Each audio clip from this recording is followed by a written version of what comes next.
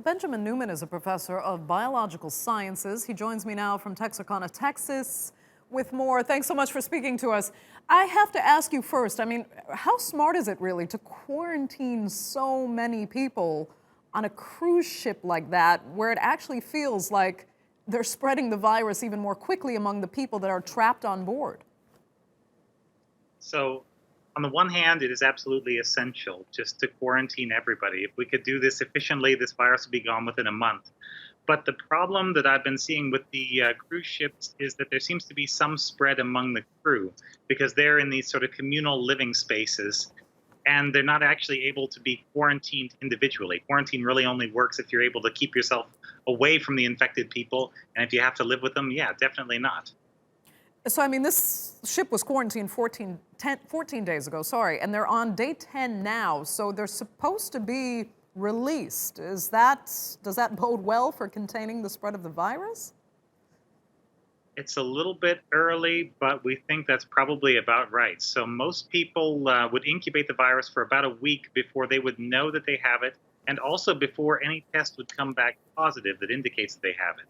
At the end of that week, people usually start to get sick, and that's the first point at which they would need to, they'd notice sort of runny nose, fever, and in a few cases diarrhea, and they'd start to have respiratory symptoms with the lungs filling up. And if people do not have those symptoms right now, then they are probably okay. If you can go 2 weeks without coming down with the symptoms, as far as we know, everybody who's done that has been virus-free, and so it's okay to release them. So, how are you feeling about these predictions of some scientists that this epidemic will be over likely by April? Does that sound realistic to you?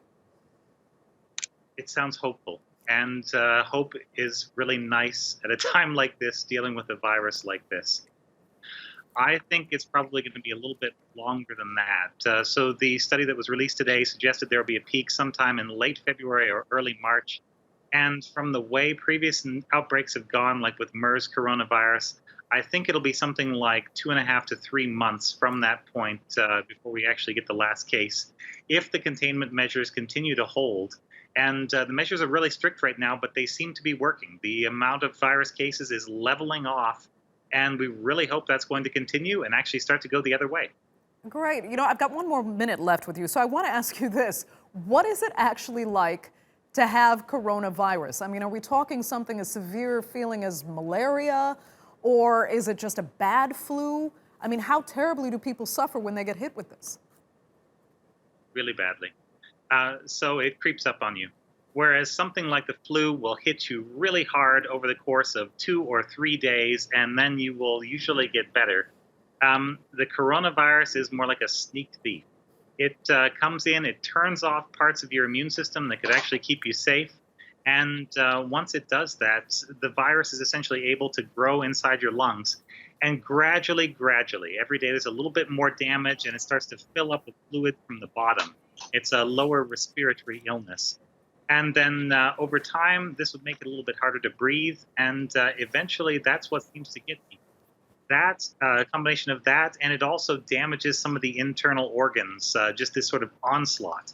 So whereas the flu will be there and gone inside of a week, SARS or the new coronavirus takes more like a month to go through you, and you find out whether you live or die from it. Okay, Benjamin Neuman joining us there. Thank you so much for that. We appreciate it.